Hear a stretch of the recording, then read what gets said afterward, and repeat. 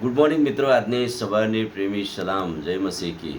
પ્રભુનો આપણે આભાર માનીએ છીએ કે પવિત્ર આત્મા દ્વારા પુનરુત્થાનના સાક્ષી જે જીવનો બન્યા અથવા જે જીવનોમાં પવિત્ર આત્માના સામર્થ્યનું કામ થયું એવા જીવનો આપણે પ્રેરિતોના કૃત્યોમાંથી તપાસીએ છીએ. અને આજે પ્રેરિતોના કૃત્યોના 10મા અધ્યાયમાં કર્નેલિયસ નામના માણસની વાત કે જે પવિત્ર આત્માના સામર્થ્યથી ભરપૂર થયો, જેને પ્રભુની ઓળખ હતી અને વિદેશીઓમાં કેવી રીતે ઈશ્વરના વચનનું દ્વાર ખુલે, જે માટે અગાઉથી સંત પાઉલને પસંદ કરવામાં આવેલા કે વિદેશીઓને સારું પસંદ કરાયેલું મારું પાત્ર છે.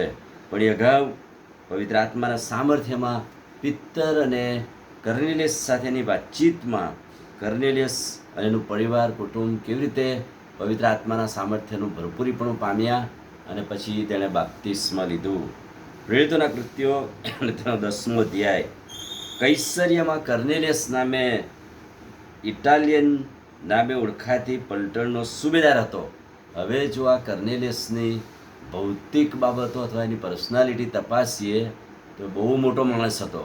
એ બહુ જ ભણેલો ગણેલો હતો અને એટલી મોટી પોસ્ટ કે એટલી બધી મોટી જવાબદારી અદા કરતો હતો કે પલટણનો સુબેદાર હતો અને બહુ મોટા માન સાથે કામ કરી રહેલો. અને એવા સમયમાં તેને પ્રભુની ઓળખ પ્રાપ્ત થાય અને એટલે ઓળખ પ્રાપ્ત થતાં બાઇબલ એના વિશે એની જે ઓળખાણ છે આ પ્રમાણે બતાવે છે. પહેલી વાત કે ધાર્મિક માણસ હતો.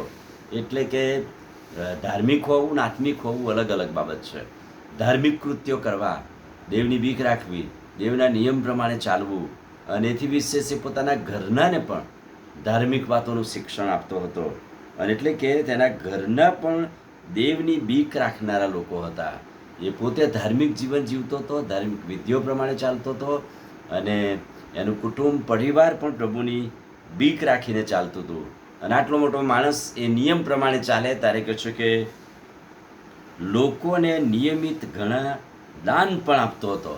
એટલે દાનવીર પણ હતો.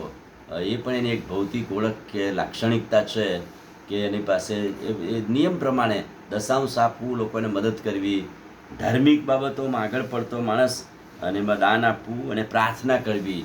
કહે છે કે નિત્ય દેવની આગળ પ્રાર્થના કરતો હતો. અને એક દિવસ એવા આવ્યું કે એના દાન ધર્મ માન્ય થયા, એની ધાર્મિકતા માન્ય થઈ, એની પ્રાર્થના પ્રભુએ સાંભળી અને બપોરના પહોરે કહે છે કે આશરે 3 વાગે દર્શનમાં દેવના દૂતે પોતાની પાસે આવતો જોઈને, ઓ કર્નેલિયસ એમ કહીને પવિત્ર આત્માનું સામર્થ્ય ત્યાં ઉતરી આવ્યું અને એની સાથે દેવના દૂતે વાત કરી અને કહ્યું કે હજુ તારે ઘણા બધા શિક્ષણની જરૂર છે, તને પવિત્ર આત્માના સામર્થ્યની જરૂર છે અને એટલે પિત્તરને તેડી લાવ, પિત્તર પાસે તારા માણસોને મોકલ. અને એવું કહેવાય છે કે આ કર્નેલિયસની જે અગત્યની ઓળખ તો એ છે કે એના જે સિપાહીઓ હતા ને, એના હાથ નીચે કામ કરનારા માણસો પણ પ્રભુની બીક રાખનારા હતા, ધાર્મિક હતા.